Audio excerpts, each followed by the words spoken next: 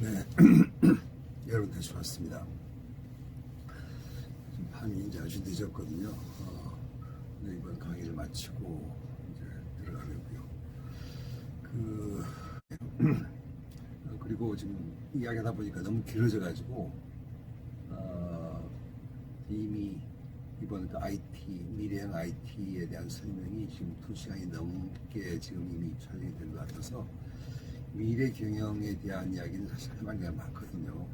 그래서 그 부분은 조금 새로운 주로 넘기고 오늘은 제4차 산업혁명에 대한 것만 설명을 하고 제4주차 강의 자료로 일단 매듭을 짓겠습니다. 미래 경영에 대해서는 추가로 다른 주에 학교에서 만나게 되면 추가로 그렇게 하죠. 미래 경영은 우리가 별도로 취급한다 그렇게 하시고, 우리가 이제 IT 이야기하면서 특히 최근 들어와서 빼놓을 수 없는 것이 이거 아닙니까? 제4차 산업혁명. 도대체 이게 뭡니까? 이것 때문에 세상이 또 변한다는 이야기가 있는데 글쎄요. 새로운 신조어이기 때문에 일단 개념은 이해하고 넘어가면 좋을 것 같습니다. 이 4차란 말은 그 전에 1차, 2차, 3차가 있었던 이야기 아니겠습니까? 그 이야기는 잠깐 미루고요. 제4차 산업혁명의 그 태동 배경이 무엇인지, 누가 그런 말을 시작했으며 그 개념이 무엇인지 잠깐 설명을 하겠습니다.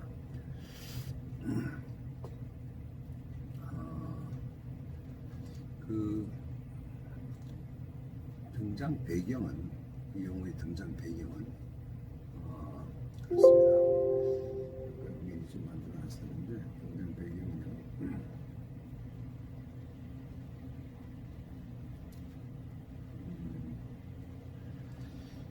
좀 이런 거예요.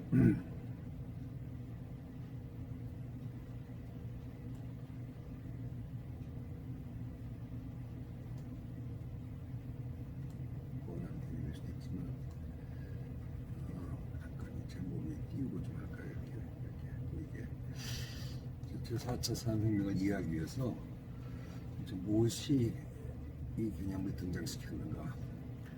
지금 IT가 사실은 제3차 산업혁명을 태동시킨 거 맞죠? 1, 2차 뭐가 됐든지 간에 나중에 설명하겠습니다. 이 IT 기술로 말미암아 새로운 산업혁명이 일어났고, 속칭 디지털 혁명이 일어났고, 이것이 우리 삶의 기업에게 그 사회적으로 많은 디지털 트랜스포메이션을 가져왔습니다. 이게 새로운 또 신조어인데요. 디지털 트랜스포메이션 개념을 탄생시켰거든요. 그리고 이것이 지금 현재 사회와 산업의 산업 성장과 사회 변화를 촉진시키는 그런 계기가 됐죠. 그러나 이런 그 과정을 거쳐오다가 예쁘게 그림을 그려봅시다. 시간이 좀 지나더라도 이렇게 이제 시작이 됐죠.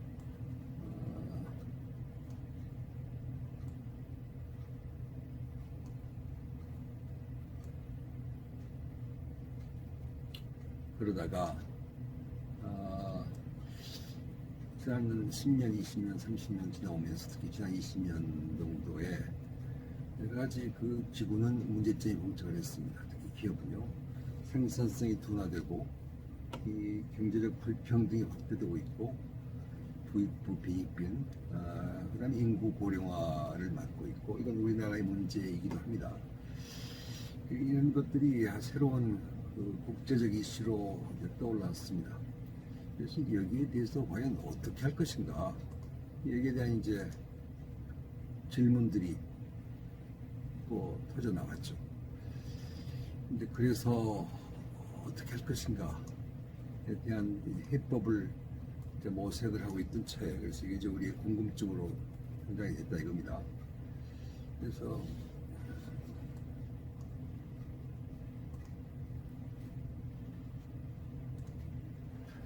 과연 어떻게 할까? 우리 인간 어떻게 이 지구촌을 제대로 살 수 있을 것인가? 이 이슈를 어떻게 극복할까 하는 문제에 봉착이 되었습니다.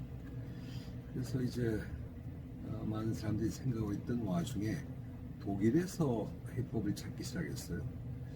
독일 독일에서는 이런 또 다른 독일이 얼마나 대단한 나라입니까? 제조업 강국이지 않습니까? 모든 외제차들, 좋은 차들은 전부 독일산 아닙니까? 벤츠가 됐건 BMW가 됐건 전부 독일산 아닙니까? 이렇게 그 제조 강국의 입장에서 오히려 큰 문제를 이제 느끼고 있던 독일이 그 새로운 개념을 출발시켰습니다. 독일에서 시작했는데 독일에서 이제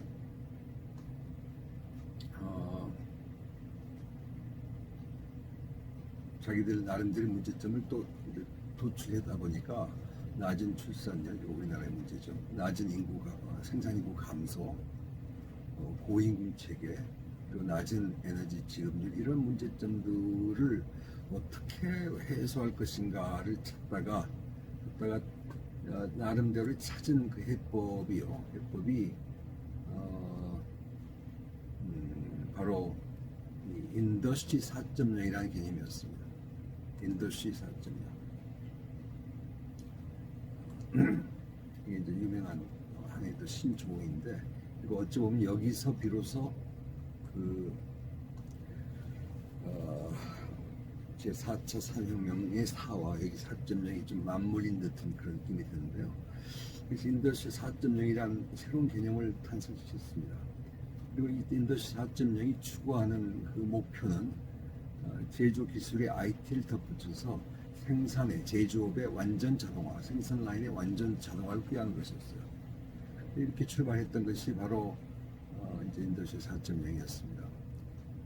그래서 이 개념이 또 등장을 했고 독일의 공장이 나름대로 이제 그 자동화를 위해서 열심히 추구하고 있던 그 과정 중에서 그럼 누가 어떻게 이제 제4차 산업혁명이라는 말이 등장하게 만들었는가 하는 것은 또 다른 걸로 시간이 너무 많이 걸린 것 같아가지고 이걸 글자를 쳐놓으면서 하려는 시간이 좀 걸릴 것 같아서 미리 오늘만큼 내가 미리 조금 내용을 만들어 놨습니다.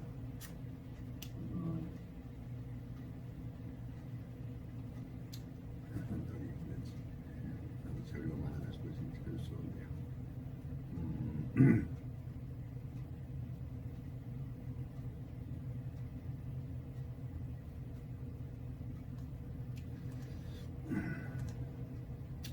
개념은 바로 이렇습니다.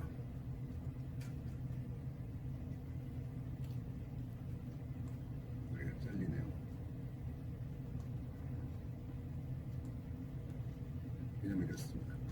1916년도에 그러니까 지금 한 4년밖에 안 됐죠. 비록 4년밖에 안 된 이 개념을 제4차 산업혁명이라는 용어를 우리가 지금 아주 너무도 자연스럽게 쓰고 있는데 한 4년밖에 안 됐습니다. 2016년도 세계경제포럼 다보스 포럼에서 그 다보스 포럼 회장인 클라우스 샵 회장이 이런 이제 이야기를 하기 시작했어요. 지금 우리가 제조업을 그 인더스트리 4.0으로 나름대로 발전시키고 있는데 제조업만 가지고는 문제가 풀리지가 않는다. 제조업뿐만 아니라 전 산업의 디지털 변환이 필요할 것 같다. 그리고 우리 일하는 방식도 변화시키고 사회 정치적인 변화를 추구해야 되지만 해야만 되겠다. 그러면서 이런 목적, 이런 환경에서 이런 목적을 달성하기 위해서 제안했던 것이 새로운 사이버 물리 시스템이었습니다. 이 사이버 물리 시스템이란 여기 나와 있듯이 물리적, 디지털 그리고 생물학적 경계가 없이요. 이 물리적 세계와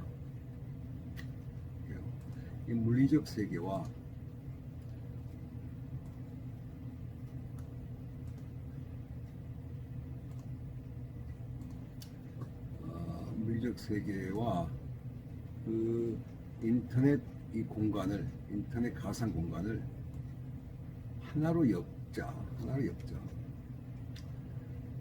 이게 그 엮이는 방법이 이제 물리적 세계라면 로봇이라든가 우리 지난번에 말했던 로봇들, 산업 현장의 로봇들과 병원에서의 의료기기들과 다른 모든 산업 장비들이 물리적으로 존재하고 있잖아요. 그걸 인터넷과 연결시켜서 이 가상 공간의 인터넷과 연결시켜서 우리가 통제를 할 수 있도록 하자는 거죠. 그래서 하나의 그 네트워크로 하나의 네트워크를 가지고서 사물을 제어할 수 있도록 하는 것이 지금 필요할 시점이다. 바로 그렇게만 된다면 사이버 물리 시스템이 탄생하면서 여기 밑에 나와 있습니다만 이걸 통해서 새로운 산업을 육성할 수 있고 일자리를 창출할 수 있고 국가 경제도 성장시킬 수 있는 해결책을 본다. 즉 단순 제조업이 아니고 다른 산업, 전 산업, 우리가 일하는 방식까지도, 교육하는 방식까지도, 정치하는 방법까지도 다 바꾸고요. 그 모든 것들이 인터넷 가상 공간과 물리적 세계와 맞물려서 이것이 네트워크로 전부 다 엮여져서 모든 사물을 자동으로 제어할 수 있는 기능을 갖추게 되면은 그러면 전혀 새로운 세상이 열릴 것이다. 그런 제안을 했어요. 바로 이렇게 하나의 네트워크를 탄생시키는 데 있어서 어떤 기술들이 필요하냐면요. 우리가 지난번 그 새로운 IT 신기술이라고 이야기했던 것들 있잖아요. 그것들이 전부 동원되는 겁니다. 그때는 비로소.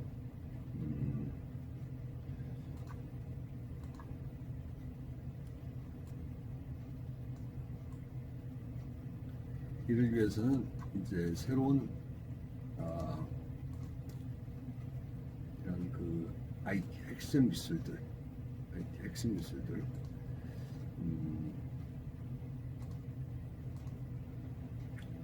인공지능이라든가 사물 인터넷이라든가 IoT, 빅데이터라든가 클라우드라든가 나노 기술, 바이오 기술, 3D 프린팅 기술, 신소재 기술, 에너지 저장 기술 이런 기술들이 이 하나의 네트워크를 만들고 사물을 제어하는 이걸 가능하게 해주는 원동력이 될 것이다 하고 이야기했던 거죠.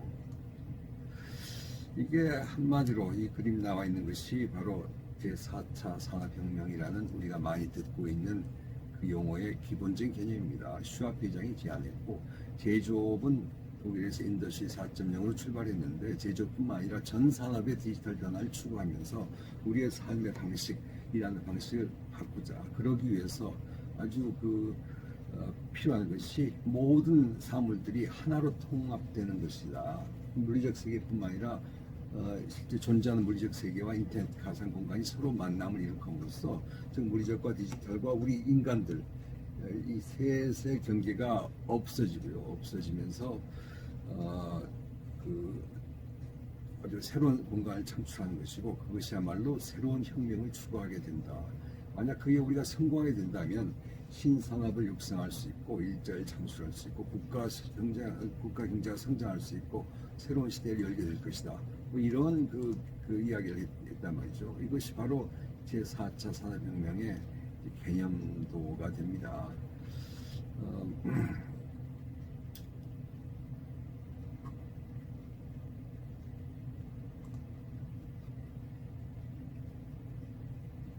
이건 기본적인 개념이에요.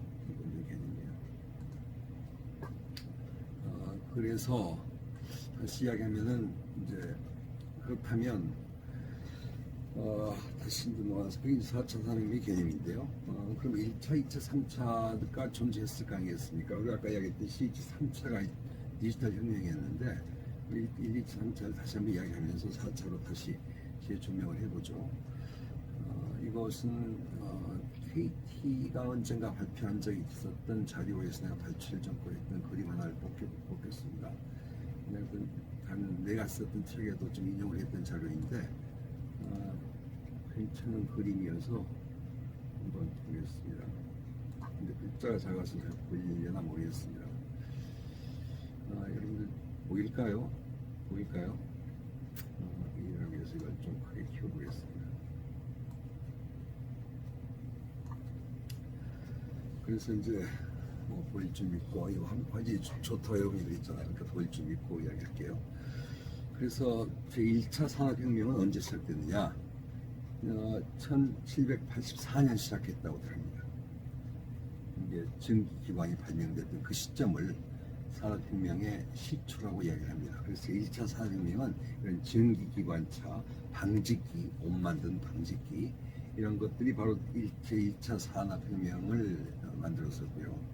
제2차 산업혁명은 전기가 발명됐던 시점인 1879년부터입니다. 그래서 이 전기가 발명되면서부터 전구가 물론 탄생을 했고, 이 전기 덕분에 전기를 통해서 제조업이 크게 이제 일어날 수 있었고, 그게 이제 2차 산업혁명의 이야기합니다. 이 컨베이어 벨트, 그 제조 과정에서 쭉 물건이 흘러가서 조립되고 하는 이 과정, 이 컨베이어 벨트도 제2차 산업혁명의 대표적인 우리의 그 공장의 모습에 비춰진 것이라고 볼 수 있겠네요. 제3차 산업혁명은 바로 컴퓨터와 통신입니다. 그리고 자동화입니다. 자동화. 기업에 있어서는 자동화였어요. 이 컴퓨터의 탄생 시점, 제3차 산업혁명이 시작한 시점을 이 책에서는 1970년도 무렵에서 보급될 무렵이라고 했는데, 그쯤 된다고 지난번에 역사 시간에 이야기했지 않습니까? 컴퓨터의 상용화 이루어지던 것이 바로 그 무렵부터가 된다고 대충 이야기했던 60년대. 그리고 이제 드디어 그 컴퓨터 기술과 통신 기술이 융합되면서 ICT 기술이 등장하면서부터, ICT 기술은 별거 아닙니다. 컴퓨터 기술과 통신 기술이 진짜 융합이에요. ICT, Information and Communication.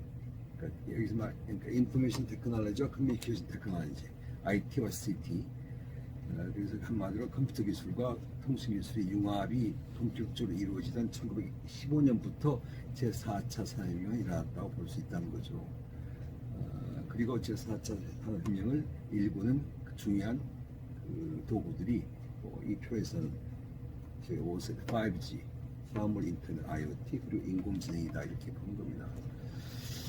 그래서 1784년 제1차 산업혁명이 일어나는 그 시점부터 약 100년이 흘렀고요. 그 다음에 2차 산업혁명이 시작되고 나서 약 70년이 흐른 다음에 3차 산업이 이제 시작이 됐고, 그로부터 한 40년 지난 다음에 지금 우리가 지금 4차 산업혁명을 지금 일으키고 있다고 본다는 거죠. 그래서 이 기간이 점점 이제 짧아지고 있잖아요. 그래서 이 산업혁명주의가 점점 짧아지고 있다 하고 했고, 또 지난번 비디오 테이프에서 이 산업혁명의 개념과 무관하게 새로운 그 특이점, 싱귤러리티 이론가에 의하면 우리가 지금 천천히 여기서 돌고 있다가 좀 더 빨리 돌다가 이게 좀 막 빨리 돌고 있거든요. 돌다가 지금 우리가 어느 쪽으로 어떻게 튈지 모르는 지금 아주 역사적인 기술적 혁명 시기에 와 있는데, 그래서 아마 굳이 그림을 그린다면 제 5차 산업혁명 시대는 로봇이 우리와 함께하는 시대, 인공지능의 기술이 훨씬 더 지금보다 발달하는 시대, 그런 또 다른 혁명 시대가 이제 이야기될지 모르겠고, 우주를 우리가 인간이 가서 사는 시대는 제 6차 산업혁명 시대가 될지 그렇게 모르겠습니다만, 그러면서 이 혁명의 차수가 변하면서 우리 삶에 있어서 미치는 영향력이 훨씬 더 넓어지고 있다. 그래서 제4차 산업혁명이 우리가 맞이했고, 실제 우리 삶의 변화를 지금 일으키고 있다. 이렇게 지금 이 그림은 지금 보고 있고, 아마 기본적으로 맞는 개념입니다.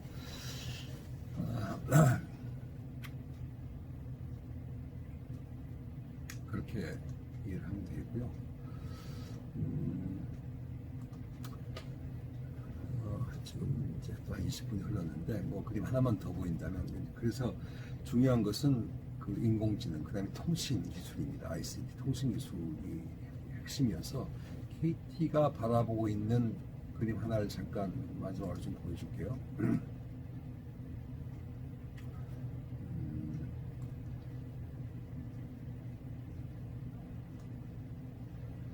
제4차 산업혁명의 개념도를 KT는 이렇게 또 보기도 합니다.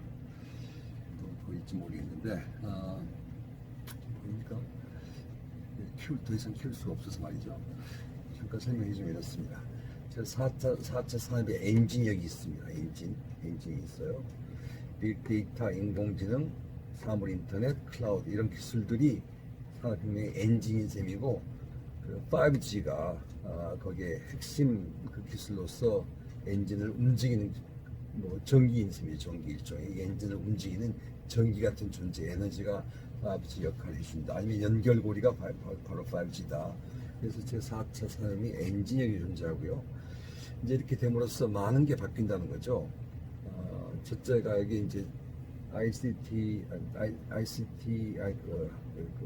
제4차 혁명의 이 엔진을 통해서 크게 사회가 변화될 거라는 겁니다. 그래서 7가지 주력 산업이 이제 경제를 활성화시키는데, 스마트 에너지, 스마트 팩토리, 스마트 카, 우리 자율 자동차 얘기 있잖아요. 스마트 카, 핀테크, 은행 금융기관에서 핀테크, 스마트 시티, 이 이야기는 아까 참 못했는데요. 스마트 보안, 뭐 바이오 인증 같은 거 보안, 스마트 미디어, 이게 바로 이제 그 가상현실, 증강현실 같은 것을 이용한 콘텐츠, 이런 것들이 7가지의 성장 주력 산업이 될 거다 이렇게 이야기를 하고요. 그 다음에 이제 좌로 보면 이쪽 보면요, 이 정보통신 기술이 바로 이런 그 4차 산업혁명의 엔진이 많은 사회 문제를 해결할 것이다 하는 거죠. 교통사고를 감소시키고 헬스케어가 잘 이루어져서 의료비도 절감되고 교육 격차가 해소되고 에너지 비용도 절감되고 공공 치안도 강화되고 그다음에 뭡니까 산업 재해가 감소된다. 뭐 이런 그 포용 사회적으로 정치적으로 포용되는 좋은 이점이 있고 그다음에 산업을 성장시키는 또 측면이 있다. 이렇게 양쪽으로 나누고요. 이제 그러면서 이제 우리가 이제 이 제4차 산업혁명의 엔진을 잘 활용하기 위한 몇 가지 정책 이제 제안들을 했는데, 일자리 창출, 고령화, 저출산 문제 해결, 사회 안전망 구축, 환경 문제 해소, 교육 환경 개선, 5G 인프라 개선, 전 산업의 디지털화. 이게 이제 5G의 활성화를 위해서 우리나라가 추구할 방향이 아니겠는가 이렇게 이야기를 또 하기도 했네요. 결국 이제 우리가 추구하는 것은 일자리 창출, 양극화 해소, 그리고 삶의 질 향상. 그래서 바로 제4차 산업혁명이야말로 이런 엔진을 가동시킴으로써 인간 중심의 기능 정보 사회를 실현시키는 것이다. 이렇게 그 바라보는 또 하나의 그 그림이 있어서 소개할 만하길래 방금 소개를 했습니다. 이제 우리가 개념정보학을 이제 택하면서 이렇게 개념정보 시스템이 무엇인가 이 개념으로 우리가 이제 다음 주부터 출발해야 되고, 다음 주에 동영상을 할지 학교에서 만나게 될지 모르겠지만 4차 산업혁명은 교육정보 시스템의 개념도 같이 포용되어서 같이 진행시켜 나갈 방향이라고 봐집니다. 그리고 이게 다 맞물린 개념이니까요. 우리가 MIS 교육정보 시스템을 이야기할 때 다시 아마 이 제4차 산업 이야기를 할 수 있을 거로 믿습니다. 우리가 제4차 산업혁명하고 이야기하면 뭐 일자리가 바뀐다더라, 직업이 지금 현존하는 직업이 다 사라진다더라, 어떤 직업이 인기 있다더라, 창의성이 발휘돼야 된다더라, 뭐 많은 이야기를 하면서 거기에 대비하자, 뭐 국가적으로 대비해야 되고, 뭐 누군가가 거기 전문가다, 뭐 이런 이야기를 하고 정치인도 거기다 한마디씩 보태고 막 이러는데 개념은 이렇습니다. 너무 떠들썩할 거 아니고 잘 이해하고 이게 맞는 방향이라면 우리가 추구할 여러 가지 할 일들이 있다 이렇게 생각을 하겠습니다. 그리고 우리가 IT가 어떻게 기업 현장에서 이용되는가를 배우는 경영정보학 시간인 만큼 적어도 제4차 산업혁명의 개념만큼은 이해를 해야 될 것 같고, 이 정도면 충분히 이해가 된 걸로 봐집니다. 정치인들이 제4차 산업혁명 이야기를 했다고 그러니까 정말 떠오르는 것이, 이제 이번 이 강의가 4월 12일자 강의입니까? 4월 9일자입니까? 그 다음 주가 우리나라 총선이 있는 날 아닙니까? 그래서 지금 이제 정치판이 떠들썩하고 뜨겁고 이제 그렇게 되는데, 정치 이야기를 이런 강의 제목을 놓고 살 수는 없지만, 나 역시 여의도 쪽에서 좀 많은 정치인들을 도와줬던 적도 있고, 지난 총선 때도 그렇고요. 그러면서 그 300명 국회의원 중에서 내가 보니까 한 100명 정도는 제법 괜찮은 사람들이에요. 그다음에 그 또 다른 100명은 뭐 그럭저럭 그래 정찰 만한 사람들이고 또 나오던 이제 100명은 뭐 쓰레기 같은 사람들 같고 그렇게 돼 있습니다. 일단 이번 총선 때 쓰레기 같은 사람들 대신 괜찮은 사람들이 찍어줬으면 좋겠는데 뭐 이해가 됐건 야가 됐든 말이죠. 근데 그 미래를 좀 내다본 사람이 좀 있어야 되지 않겠습니까? 정치인들 해가지고 법조인들만 잔뜩 뽑는 것도 문제가 있을 것 같고 그래서 이제 안타까운 마음으로 지금 지켜보고 있고요. 그런데 두고 보죠. 어떻게 세상이 변하는지 정치가 어떻게 또 새로운 인물을 탄생시키고 그들에 의해서 어떤 새로운 정책 제안들이 나오고 또 우리나라가 좀 더 나은 나라로 발전하는지 지켜보죠. 그래서 여기까지가 이제 4차 혁명에 대한 이야기였고 아까 처음에 이야기했지만 사실 미래 경영 이슈를 이번 이제 쭉 시리즈 마지막 편으로 동영상으로 만들려고 그러는데 시간이 꽤 걸릴 것 같아요. 그래서 이걸로 이제 매듭을 일단 짓겠습니다. 그래서 오늘 쭉 뭐 몇 편의 그 내용을 쭉 보면 한 2시간 반 가량 될 것 같은데 조금 긴 것 같지만 이번 주 강의는 이걸로 마치도록 하겠습니다. 오늘 하루 내가 또 나왔다면서도 아무튼 악착같이 이번 강의를 마치겠다고 강의를 일단 마쳤네요. 이제 정말 들어가서 하겠는데 지금 새벽 4시쯤 됐습니다. 그래서 이제 오늘은 지금 신나는 노래를 득스한테부터 못하겠고 조용한 자장가 있나 모르겠네. 하이빅스비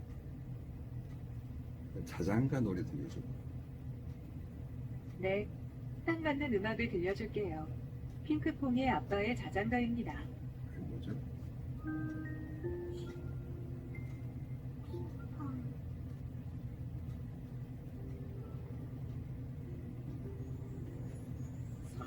살랑살랑 바람에 나비들이 잠자요 포근포근 달빛에 아가별이 잠자요 부드러운 노래에 우리 아기 잠자요 긴 시간이었습니다. IT의 미래를 이야기하는 시리즈 강의가 좀 길었었는데 많이 배웠을 거라고 믿고요. 하이빅스비 노래 멈춰. 음악 멈춰서 상식으로 알아도 괜찮은 내용들 아니었습니까?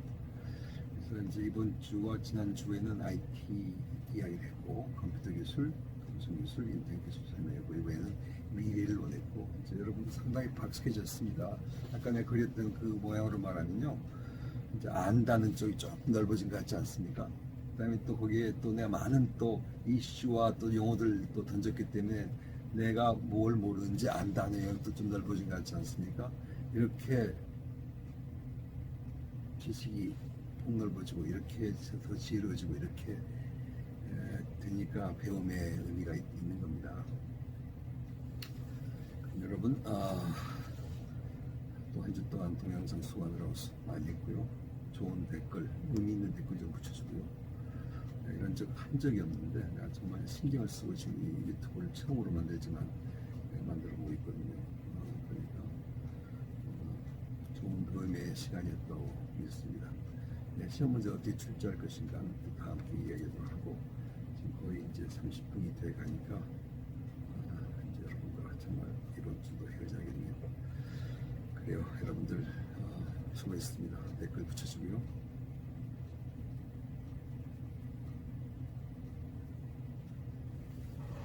또 보죠.